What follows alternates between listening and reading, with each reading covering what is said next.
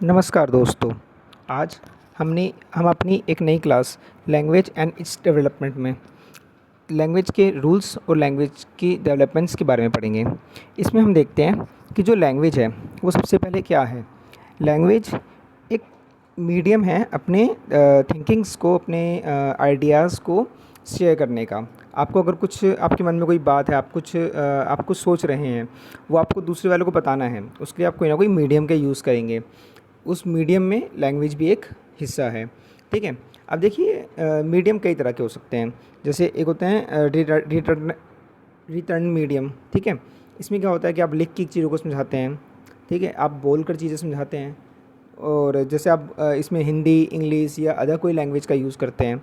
ऐसे ही एक लैंग्वेज होती है, एक होता है हमारा सिम्बॉलिक लैंग्वेज। सिम्बॉलिक्स में क्या होता है कि आप सिम्बल्स का यूज़ करके अपनी चीज़ों को समझाते हैं। इसका हम सबसे अच्छा एग्जांपल देख सकते हैं ट्रैफिक सिग्नल। जब आप या जो ट्रैफिक रूल्स होते हैं, जब आप रोड पे गाड़ी चलाते हो तो आप देखते हो कि वहाँ पे बहुत सारे अलग अलग सिग्नल्स बने होते हैं, अलग अलग अलग पिक्चर्स बनी होती है, जिसको आप देख के समझ में आता है कि आपको लेफ़्ट टर्न नहीं करना, या लेफ़्ट टर्न आगे है, या आगे स्पीड लिमिट क्या है। ऐसी जब आप ट्रैफिक सिग्नल पे बात करते हैं तो रेड लाइट देख के आप समझ जाते हैं कि आगे आपको रुकना है। ग्रीन लाइट देख के आप समझ जाते हैं कि आगे आपको चलना है। तो ये जो सिग्नल है इसने आपको बोल के तो कुछ नहीं बताया, आपने बस उसको देखा और आप उसकी चीज़ें समझ गए। तो ये क्या है, एक लैंग्वेज का ही हिस्सा है। अब देखते हैं जो हमारे पास बहुत सारे वर्ड होते हैं, बहुत सारे साउंड्स होते हैं, जिनका हम यूज़ करके कई तरह की चीज़ें, कई तरह की लैंग्वेज बना सकते हैं। इस चीज़ को हम क्या बोलते हैं, इन्फिनाइट जनरेटिविटी। यानी हम कुछ भी जनरेट कर सकते हैं अपनी लैंग्वेज, अपने सिंबल्स का यूज़ करके। ठीक है। अब जो ये लैंग्वेज है इसमें कुछ रूल सिस्टम्स हैं। जैसे हम पहला रूल देखते हैं इसमें, वो है हमारा फोनोलॉजी। ठीक है। मॉर्फोलॉजी, सिंटैक्स और सिमेंटिक्स, और आपका प्रैग्मेटिक्स। ठीक है। तो इसमें हम एक एक रूल को अभी आगे समझेंगे। देखो, जो सबसे पहला रूल है हमारा वो है फोनोलॉजी। फोनोलॉजी जो सबसे बना है, फोनो मतलब होता है साउंड। ठीक है। आप इसको ऐसे याद कर सकते हो कि आप जब फ़ोन पे बात करते हो तो आप साउंड का यूज़ करते हो। आप किसी को देख नहीं रहे हो, किसी को सुन नहीं किसी को ऐसे विजुलाइज नहीं कर रहे हो, आप सिर्फ साउंड उसका सुन रहे हो। तो फोनोलॉजी यानी साउंड। ठीक है। अब देखो, किसी भी सबसे छोटे अल्फ़ाबेट का जो साउंड होता है वो क्या होता है, फोनोलॉजी।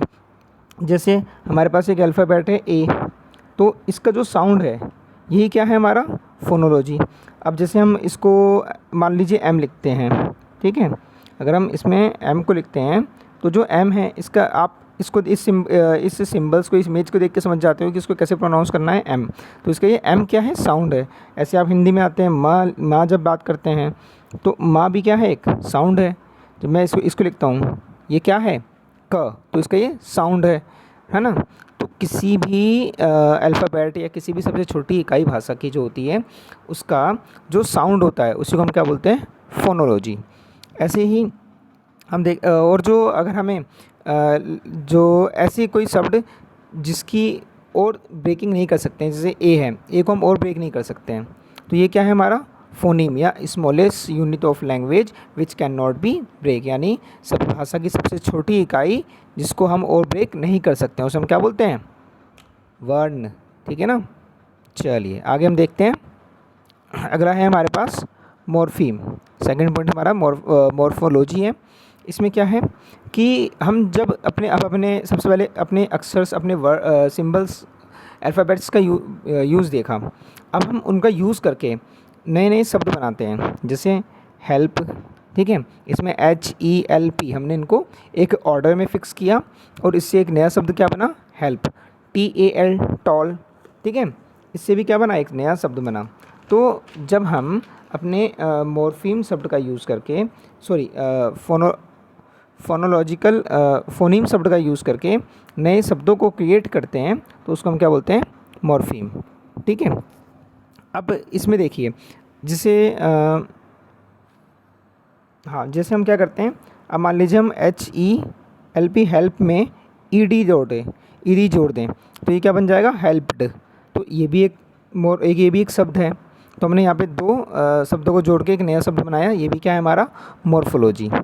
अब जैसे मान लीजिए हम टॉल की बात करते हैं, तो टॉल में क्या है, अगर हम टॉल में ईडी लगा दें तो ये शब्द बनेगा, टॉल्ड कोई शब्द ही नहीं होता है, ठीक है ना। तो ये मॉर्फोलॉजी या मॉर्फीम नहीं है। इतना समझ में आ गया आपको। अब आगे देखते हैं हम मॉर्फीम क्या होता है।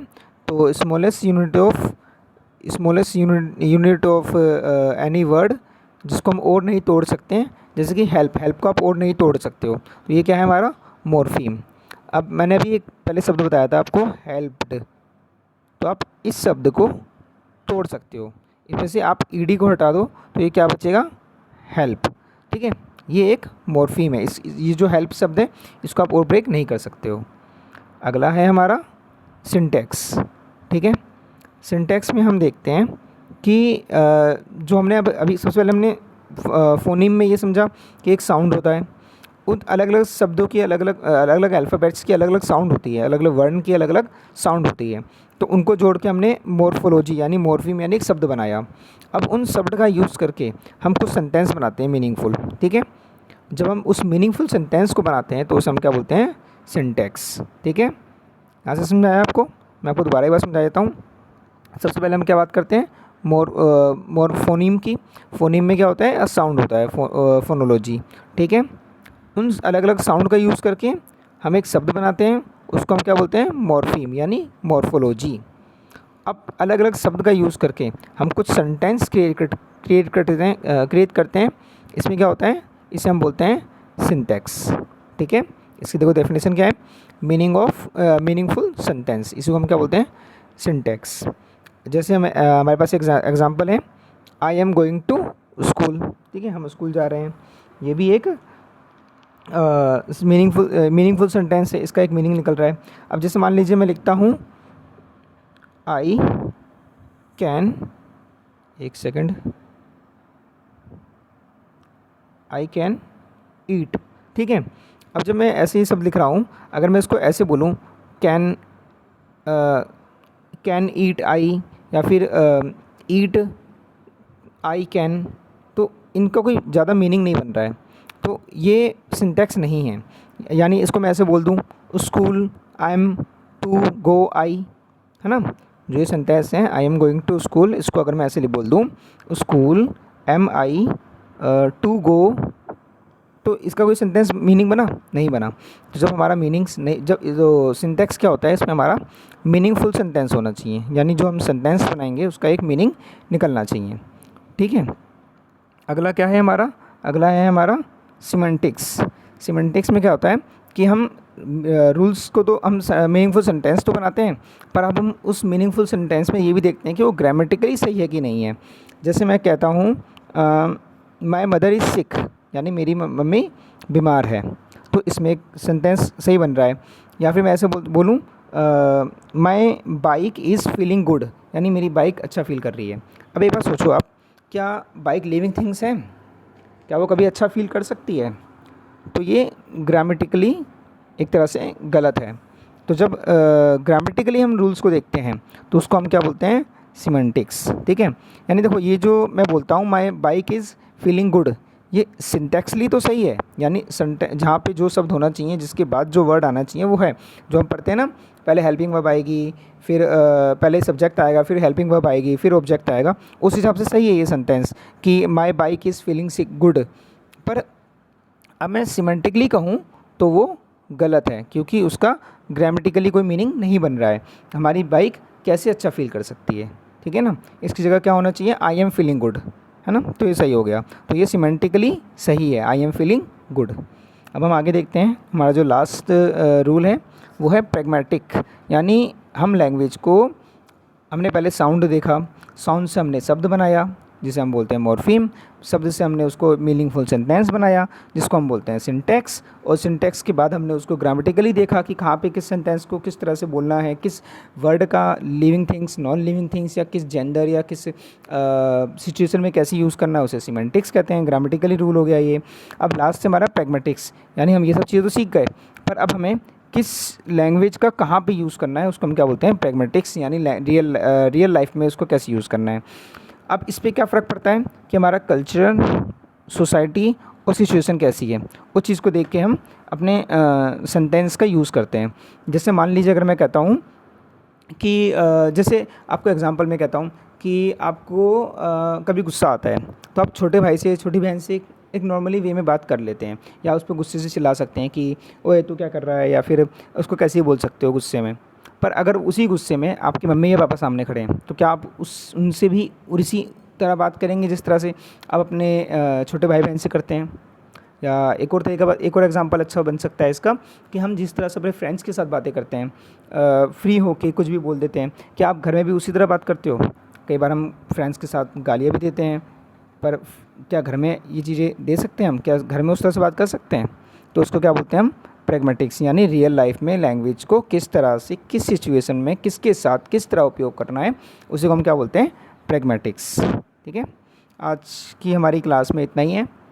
कल या हम नेक्स्ट वीडियो में ये देखेंगे कि जो लैंग्वेज में कौन कौन से थिंकर्स हैं, या फिर कौन कौन से साइकोलॉजिस्ट हैं जिन्होंने अलग अलग चीज़ें बताई हैं। आप हमारे चैनल को सब्सक्राइब कर सकते हैं। इसमें हम आपको DSSB या जो KVS या जो सीटेट होता है, उसमें आपको जितना भी कंटेंट आपका क्वेश्चन जहाँ से ही बन सकते हैं, हम वो सारी चीज़ें देखेंगे। और साथ में हम आगे इसके बाद इसमें क्वेश्चंस की प्रैक्टिस भी करेंगे, रिविजन्स भी देखेंगे। तो आप हमारे साथ जुड़ सकते हैं। उसके लिए आप हमारे चैनल को सब्सक्राइब, लाइक ज़रूर करें। धन्यवाद।